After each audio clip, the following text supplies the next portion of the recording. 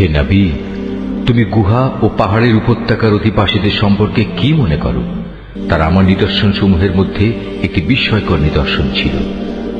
ঘটনাটি এমন হয়েছিল, কতিপয় যুবক যখন গুহায় আশ্রয় নিল এবং আল্লাহর দরবারে এই বলে দোয়া করল, হে আমাদের মালিক, একান্ত তোমার কাছ থেকে আমাদের উপর অনুগ্রহ দান করো।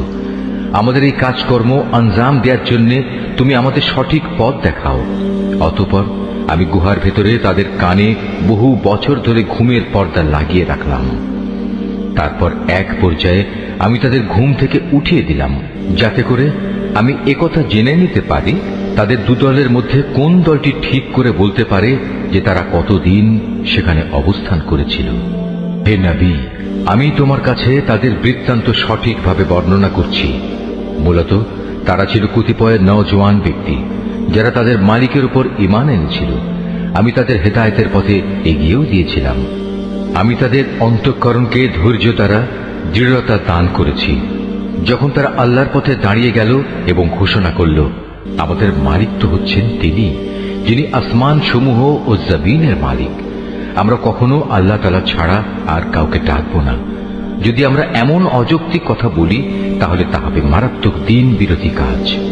এরা হচ্ছে আমাদের স্বজাতির লোক, যারা তাকে বাদ দিয়ে অসংখ্য মাবুদের গোলামি গ্রহণ করেছে। তারা যদি সত্যবাদী হয়, তাহলে তারা স্পষ্ট দলিল নিয়ে আসে না কেন? তার চাইতে বড় জালেম আর কে, যে আল্লাহ তাআলার উপর মিথ্যা আরোপ করে? অতঃপর জোয়ানরা পরস্পরকে বলল, আল্লাহ তাআলা ছাড়া অন্যদের যারা মাবুদ বানায়, তাদের কাছ থেকে তোমরা যখন বিচ্ছিন্ন হয়ে চলেই গেলে, তখন তোমরা এখান থেকে বের হয়ে বিশেষ একটি গুহায় গিয়ে আশ্রয় নাও।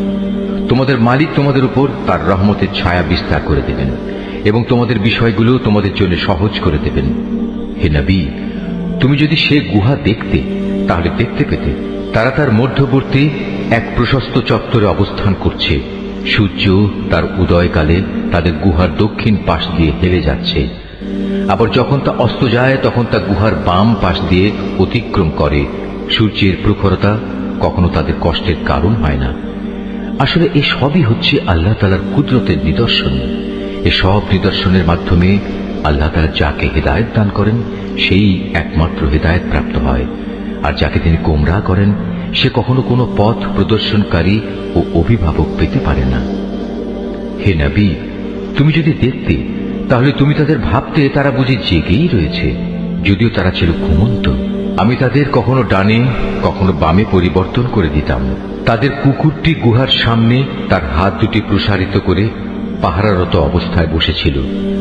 তুমি যদি তাদের দিকে সত্যি উঁকি মেরে দেখতে, তাহলে তুমি অবশ্যই তাদের কাছ থেকে পেছন ফিরে পালিয়ে যেতে এবং তাদের এ আজব দৃশ্য দেখে তুমি নিঃসন্দেহে ভয়ে আতঙ্কিত হয়ে যেতে। এভাবেই তাদের আমি ঘুম থেকে উঠিয়ে দিলাম, যাতে করে তারা তাদের অবস্থান সম্পর্কে নিজেরা পরস্পরে জিজ্ঞাসাবাদ করে। কথা প্রসঙ্গে তাদের মধ্যে থেকে এক ব্যক্তি বলল, বলতো, তোমরা এই গুহায় কতকাল অবস্থান করেছ? তারা বলল, বড় জোর একদিন কিংবা তার চাইতেও কম সময় আমরা এখানে অবস্থান করেছি। অতঃপর যখন তারা একমত হতে পারল না, তখন তারা বলল, তোমাদের মালিকই একথা জানেন, তোমরা এ গুহায় কতকাল অবস্থান করেছ। এখন সে বিতর্ক রেখে বরং তোমরা তোমাদের একজনকে তোমাদের এ রৌপ্য মুদ্রা সহ শহরে পাঠাও। সে বাজারে গিয়ে দেখুক কোন খাবার উত্তম, সেখান থেকে কিছু খাবার তোমাদের কাছে নিয়ে আসুক। সে যেন বিচক্ষণতার সাথে কাজ করে এবং সে যেন কাউকেই তোমাদের ব্যাপারে কিছু জানতে না দেয়। যদি তারা তোমাদের সম্পর্কে জানতে পারে, তাহলে তারা তোমাদের প্রস্তরাঘাত করে হত্যা করবে, কিংবা তোমাদের জোর করে তারা তাদের দিনে ফিরিয়ে নেবে। আর একবার তেমনটি হলে কখনোই তোমরা মুক্তি পাবে না।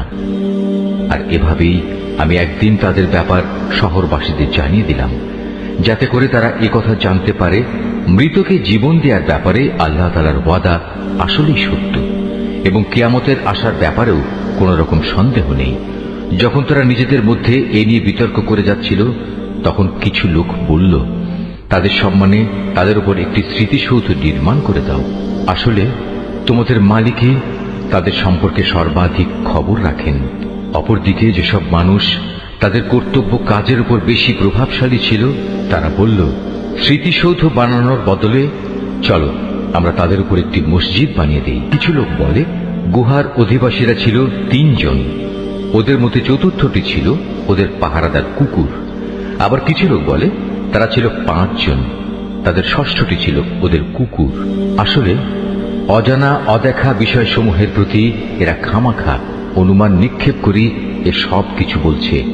তাদের কেউ বলে ওরা ছিল 7 জন এবং অষ্টমটি ছিল তাদের কুকুর। হে নবী, তুমি এদের বলো, হ্যাঁ, আমার মালিক ভালো করেই জানেন ওদের আসল সংখ্যা কত ছিল। তাদের সংখ্যা খুব কম সংখ্যক লোকই বলতে পারে। তুমিও এদের ব্যাপারে সাধারণ আলোচনার বাইরে বেশি বিতর্ক করো না এবং তাদের সম্পর্কে খামাখা অন্য মানুষদের কাছেও জিজ্ঞাসাবাদ করো না। হে নবী, কখনো কোনো কাজের ব্যাপারে একথা বলো না, এ কাজ আমি আগামীকাল করব। হ্যাঁ, বরং এভাবে বলো, আল্লাহ তাআলা যদি চান তাহলেই আমি আগামীকাল এ কাজটা করব।